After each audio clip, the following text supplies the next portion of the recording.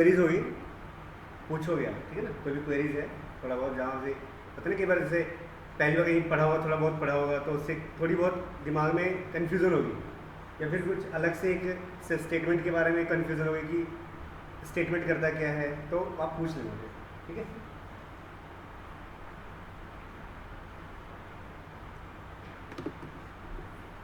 पहले हम लिखते हैं टॉपिक, मतलब सी में हम करेंगे क्या है, सी लैंग्वेज में हम कौन सा टॉपिक करेंगे, यानी कि सिलेबस है ये।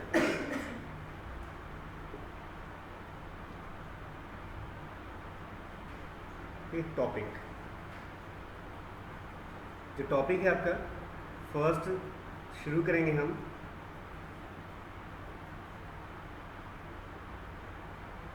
पहला टॉपिक है character set. Character set,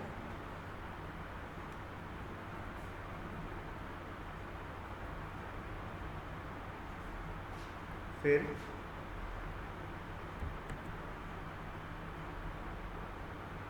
token,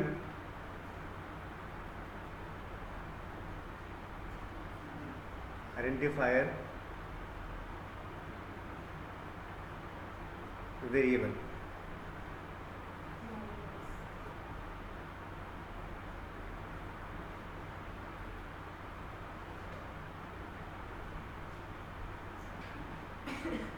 data type,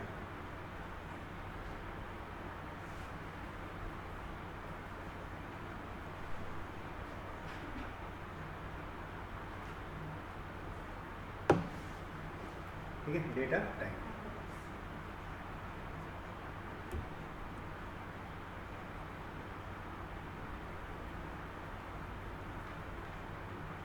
फिर है कुछ input output statement,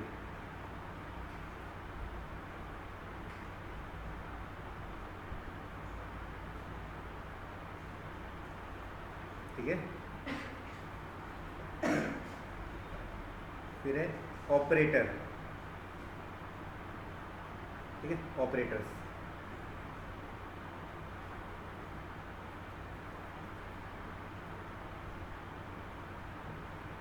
next topic है फिर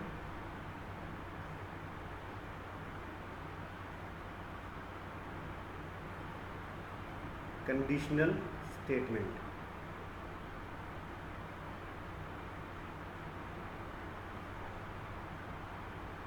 स्टेटमेंट मतलब कमांड, ठीक है। कंप्यूटर सिस्टम में जो इंस्ट्रक्शंस होते हैं उनको हम स्टेटमेंट बोलते हैं, कमांड बोलते हैं, ठीक है, क्लियर। फिर है हमारा लूपिंग स्टेटमेंट। लूपिंग स्टेटमेंट,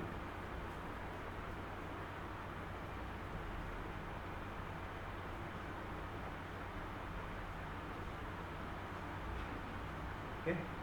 फिर loop control statement, loop control statement,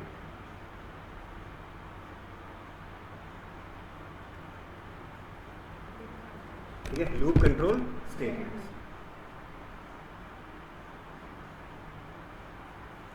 फिर यहाँ पे हम कुछ देखेंगे, जैसे field width specifier. Field width specifier यानी कि जब आपकी जो आउटपुट स्क्रीन है उस पर आप फील्ड विड्थ डिफाइन करेंगे कि 4 विड्थ मतलब 4 कैरेक्टर का स्पेस लेगा, या 5 कैरेक्टर का स्पेस लेगा, या 10 कैरेक्टर का, तो आप स्पेस डिफाइन कर सकते हैं फील्ड। इससे क्या होता है कि हमारी जो आउटपुट है थोड़ी सज की आती है, बिल्कुल अच्छी तरीके से आती है।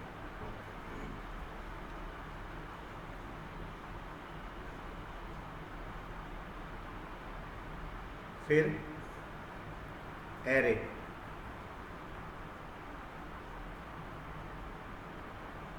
एरे में ही हम पढ़ेंगे। फिर स्ट्रिंग, ठीक है, एरे में हम पढ़ेंगे स्ट्रिंग,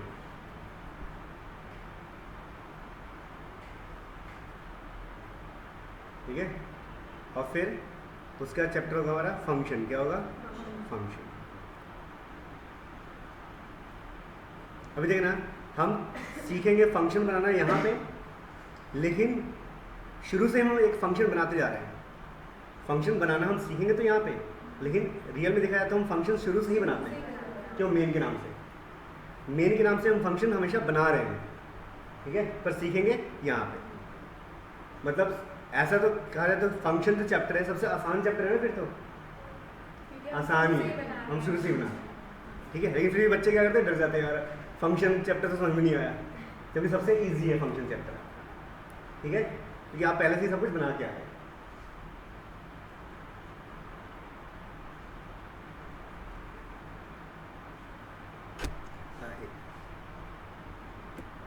फंक्शन में ही हम यहाँ पे एक आएगा रिकर्शन।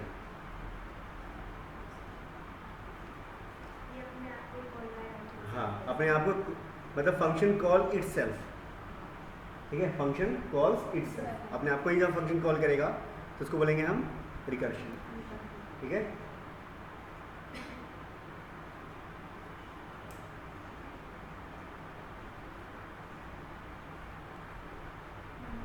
फिर पॉइंटर, ये भी सबसे इजी है। कैसे? नहीं, सबसे इजी है। पॉइंटर कुछ अलग से होता नहीं है, हम इसी पॉइंटर को करेंगे पॉइंटर विद एरे, ठीक है। पॉइंटर विद, आगे जो चैप्टर आएगा एक स्ट्रक्चर, उसमें भी करेंगे, लेकिन यहाँ से टॉपिक लिख देते हैं यहाँ पे, पॉइंटर विद स्ट्रक्चर, ठीक है। Pointer with array, pointer with structure,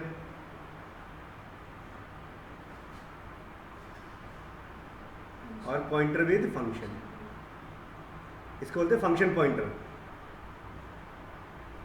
इसका नाम क्या है? फंक्शन पॉइंटर बोलेंगे। देखना कि अभी ये भी इंटरेक्टिव है काफी,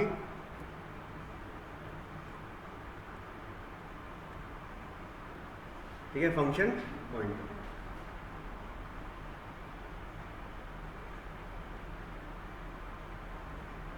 ठीक है, पॉइंटर के साथ।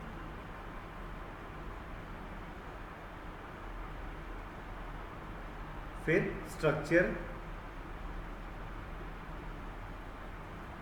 यूनियन, स्ट्रक्चर फिर union,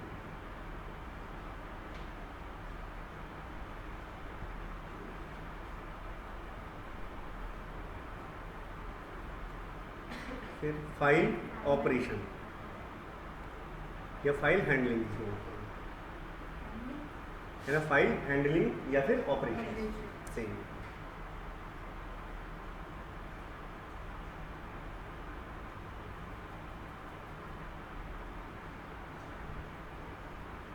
annum, annum enumeration data type होता है।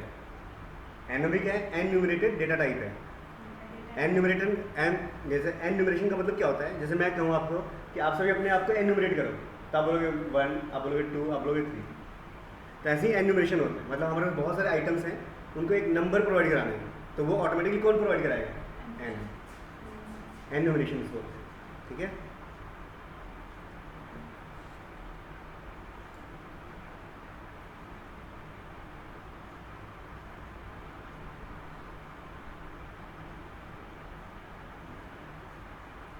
प्री प्रोसेसर, ठीक है, प्री प्रोसेसर्स देखेंगे। अब देखा जाए तो ये प्री प्रोसेसर, ये लिखा यहाँ पे गया है, पर ये हम शुरू से यूज करते हैं हमेशा, लिख रहे हैं हैश इंक्लूड, हैश इंक्लूड, जो हैश है वह है प्री प्रोसेसर डायरेक्टिव, ठीक है, तो प्री प्रोसेसर डायरेक्टिव,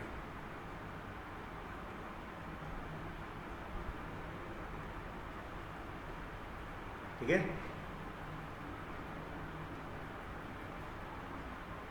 सबसे लास्ट टॉपिक होगा फिर आपका, वो होगा command line argument, command line arguments,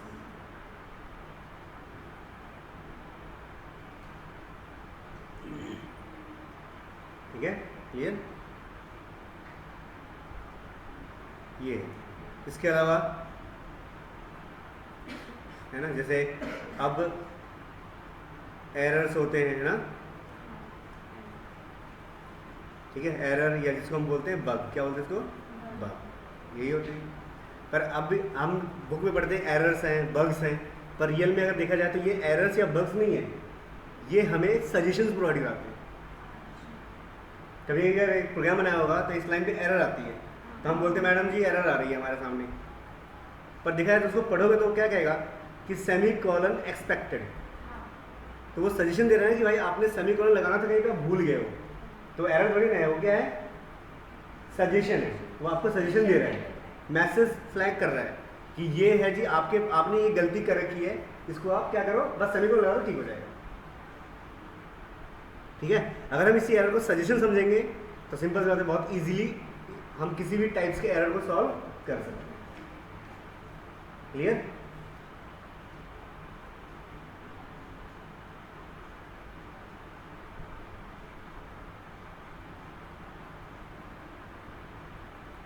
error जैसे हम प्रोग्राम को कंपाइल करते हैं उस टाइम पे एरर आता है, तो कंपाइल टाइम एरर कहलाएगा।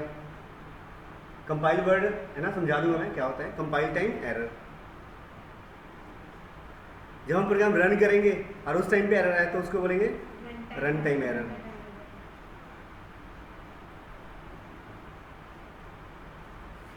जो कंपाइल टाइम एरर है एक तरीके से ये सिंटेक्स एरर भी है, सिंटेक्स एरर भी है। क्यों? कोई कमांड है उसके लिखने का तरीका ऐसा है जी, और वो कमांड उस तरीके से नहीं लिखेंगे तो क्या आएगा, सिंटेक्स एरर। ठीक है, ग्रामेटिकल एरर जो होते हैं वो सिंटेक्स एरर्स होते हैं। हो गया? जो रन टाइम एरर है, एक तो है लॉजिकल एरर,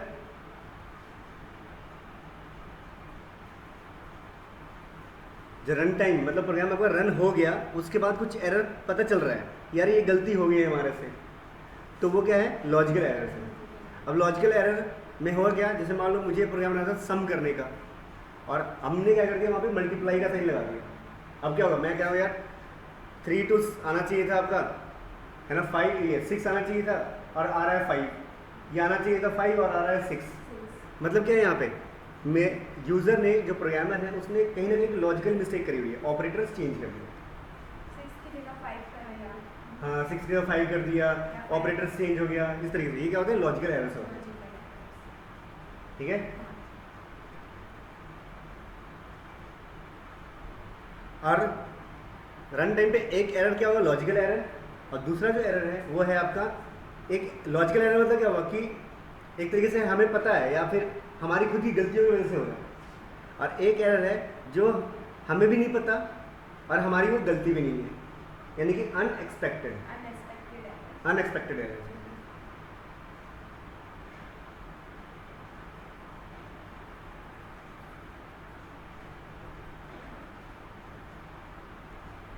अनएक्सपेक्टेड एरर्स होते हैं। इन अनएक्सपेक्टेड एरर्स को हम बोलते हैं एक्सेप्शंस। क्या बोलते हैं इसको, एक्सेप्शंस, एक्सेप्शन। अनएक्सपेक्टेड एरर्स को क्या बोलते हैं हम, एक्सेप्शंस। ठीक है, ये क्लियर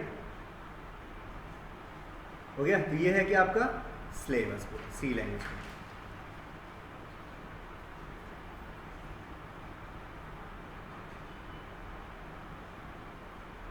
ठीक है।